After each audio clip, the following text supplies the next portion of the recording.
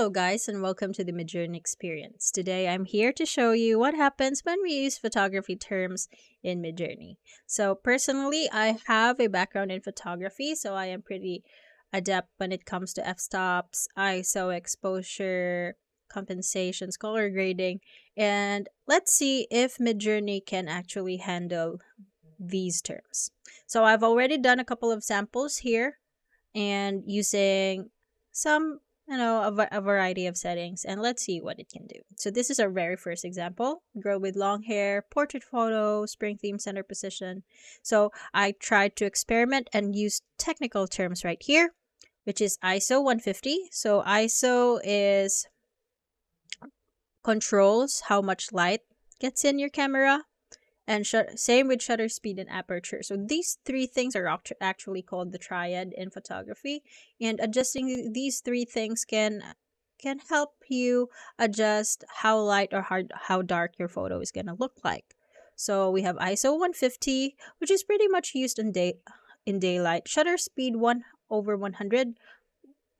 So this shutter speed is actually pretty commonly used, especially when you're shooting at events, because it's fast and there's less chances of shake. And then an f2.8 aperture, which is pretty common in prime lenses. So we put in bokeh background, cinematic colors, and just color grading. So let's see what we have here. So you can see this is actually pretty good background. Like, you can see the bokeh of the lights here, and then you can see a little bit of profile of the trees in the background. And then same here with this girl here. I was actually expecting Midjourney not to do a very good job when it comes to focusing, but if you can look here, there's a piece of flower in front of our subject, but it's been blurred. So the foregrounding and the backgrounding is pretty good. So Midjourney has some degree of understanding about this, which is pretty awesome.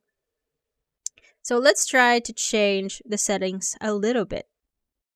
So same ISO, same speed, but a different aperture. We have a more open aperture. And in the camera, this means there's more light coming in. So again, this is the kind of lighting that we're getting on our first series of prompts.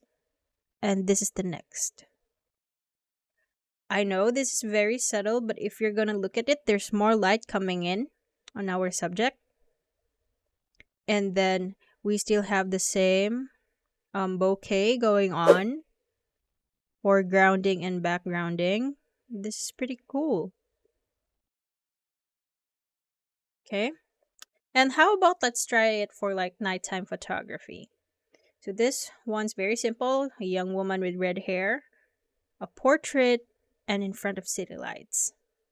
So we have bokeh, because of course, who does not want bokeh on city lights? And an aperture of f1.8, nighttime, and I put in technical terms again, such as ISO and f-stop. Here you go. I've got some good bokeh going on. Really good bokeh here. It really looks like real cameras. This one, though, on the lower right corner, in image 4, this shape doesn't look too good to me, but this one with the circles really looks great.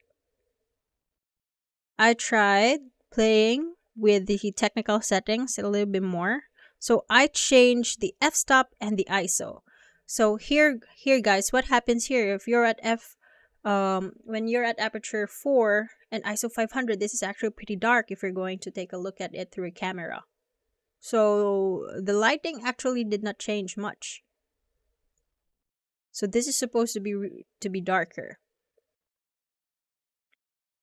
And we still have the same amount of bokeh, same amount of lighting, still a pretty girl. So I tried here, I tried experimenting with one thing, is that how about we just try putting in non-technical terms. For example, this one. Young woman, red hair, portrait, in front of city lights, full background detail, no blur, remove bokeh. It's the same thing, still with the bokeh. and same amount of lighting. So here's the verdict.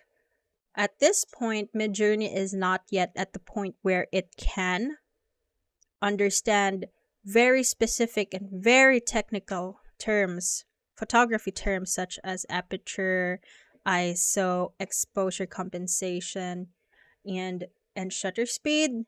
But if you know the right prompts to use on Midjourney, like this one, posing in front of city lights, full background detail, simple terms, bokeh, teal and orange color profile, it actually already helps a lot, and you would be able to bring out the photo that you want.